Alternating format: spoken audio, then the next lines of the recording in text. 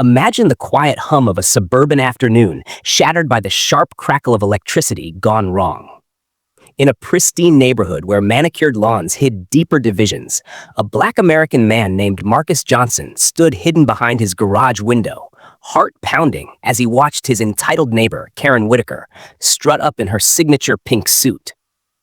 She plugged her sleek Tesla into his private solar grid once again, oblivious to the trap he'd set. With a flick of a switch, he cranked the voltage to its absolute maximum. And what unfolded next exposed not just a stolen charge, but the ugly underbelly of racism that had simmered for months. The air thickened with anticipation as sparks began to fly, pulling you into a tale of quiet resistance against unchecked privilege.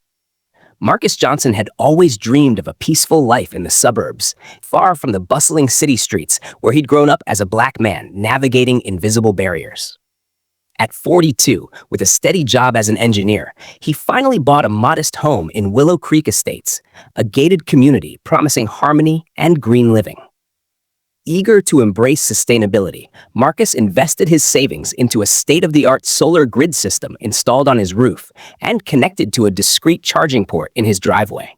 It wasn't just about saving on bills. It symbolized his independence, a way to power his life on his own terms in a world that often tried to dim his light. The neighborhood seemed idyllic at first, rows of identical houses with blooming gardens and friendly waves from porches. But beneath the surface lurked tensions, especially from Karen Whitaker, the self-appointed HOA president. In her mid-50s, Karen ruled the community with an iron fist wrapped in pastel politeness, always clad in that garish pink suit that screamed authority and entitlement. From the moment Marcus moved in, her gaze lingered a little too long on his darker skin, her inspections of his property more frequent than anyone else's. She'd nitpick his lawn's edges or the shade of his front door, citing vague community standards that somehow only applied to him. Whispers among neighbors hinted at her discomfort with newcomers like him, but Marcus brushed it off, focusing on his solar setup that gleamed under the sun, a beacon of progress in a place stuck in outdated ways. As weeks turned to months, Marcus noticed subtle shifts. His solar panels produced excess energy, which he stored or fed back to the grid for credits. It was efficient, eco-friendly, and entirely his. Yet Karen's electric Tesla, a symbol of her flaunted wealth, began appearing suspiciously close to his property line during her daily patrols. One evening, returning from work, Marcus spotted faint tire marks near his charging port and a slight dip in his energy reserves. Curiosity turned to suspicion as he reviewed his security footage, revealing Karen sneaking over under the cover of dusk, her pink suit a blur as she connected her car's cable to his system without a second thought.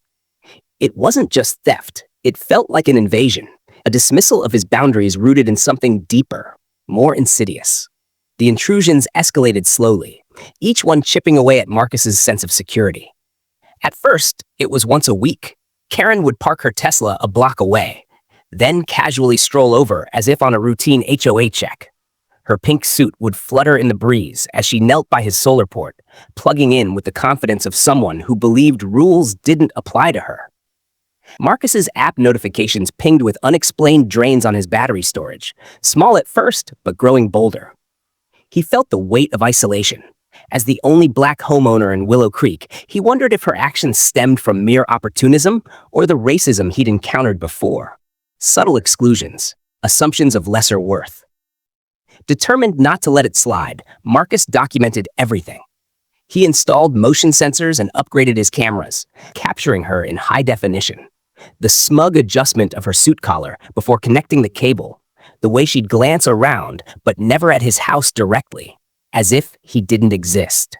The energy theft amounted to hundreds of dollars over time, but it was the principle that burned, the entitlement that allowed her to exploit his hard-earned setup while enforcing petty fines on him for things like unapproved garden ornaments.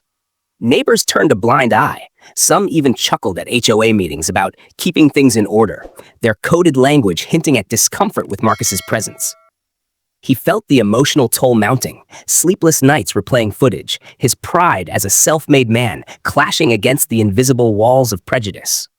As summer heat intensified, so did Karen's audacity. She started charging during broad daylight, her Tesla gleaming under the sun as if daring anyone to question her. Marcus's solar grid strained under the unauthorized load, panels overheating and efficiency plummeting. One afternoon, he found a note tucked under his wiper blade, unsigned, but the handwriting matched HOA memos, warning him about unsightly equipment that didn't fit the neighborhood aesthetic. The racial undertones were clear. His innovation was a threat, something to be undermined rather than celebrated. Tension coiled in his chest like a spring. He began researching electrical safeguards, learning about voltage regulators and surge protectors. But anger simmered beneath, fueled by memories of past injustices, job opportunities overlooked, stares in stores, the constant need to prove himself twice over. Karen's pink suit became a symbol of unchecked privilege, her actions a microcosm of broader systemic racism, where Black achievements were fair game for appropriation. The breaking point neared when Marcus's utility bill spiked despite his solar surplus, all traced back to her. He confronted the pattern head-on, adjusting his system's output logs to track every unauthorized draw. The evidence piled up, timestamps aligning with her patrols, energy siphoned equivalent to full Tesla charges. Emotional stakes rose as he imagined her smug satisfaction, viewing his grid as communal property while deeming him an outsider. Whispers from a few sympathetic neighbors confirmed her history, complaints about diversity quotas ruining the community, her resistance to inclusive events. Marcus's resolve hardened. This wasn't just about electricity. It was about reclaiming dignity in a space that sought to diminish him. The day of reckoning arrived on a sweltering August afternoon, the air thick with humidity and unspoken rage. Marcus had spent the night tweaking his solar inverter, overriding safety protocols to allow a manual voltage surge far beyond standard limits. It was risky, potentially damaging to his own system, but the injustice had pushed him to the edge. Hidden in his garage, he watched through the slats as Karen approached, her pink suit impeccable despite the heat, Tesla trailing behind like a loyal pet. She parked brazenly close this time, cable in hand, scanning the street with that familiar air of invincibility. As she plugged in, the connection hummed to life. Marcus's finger hovered over the custom switch he'd installed, heart racing with a mix of fear and defiance.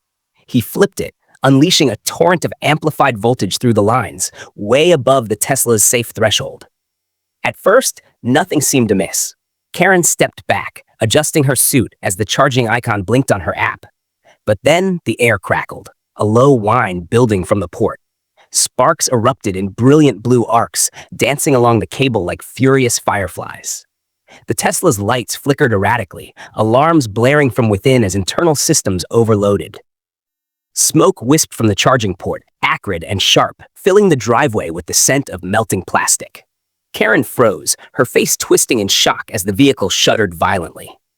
The surge peaked, sending a visible jolt through the frame, tires jolting as if struck by lightning.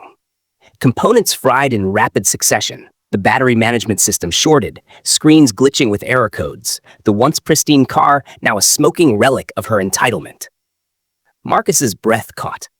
This was the culmination of months of erosion, his quiet act of rebellion against the racism that allowed her to steal without consequence. Neighbors emerged from houses, drawn by the commotion, phones in hand capturing the spectacle.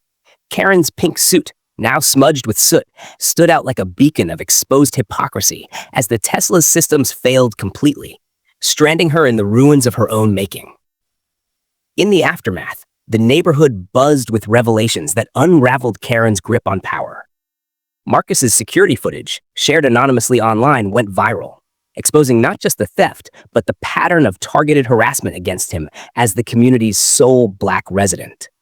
Authorities investigated, citing electrical tampering and property violations, leading to fines and her removal as HOA president. Her Tesla, irreparably damaged with repair costs soaring into the tens of thousands, became a symbol of poetic justice. Marcus repaired his solar grid at minimal cost, its hum a reminder of resilience. The community shifted subtly. Inclusive meetings replaced exclusionary ones, with neighbors acknowledging the biases that had festered unchecked.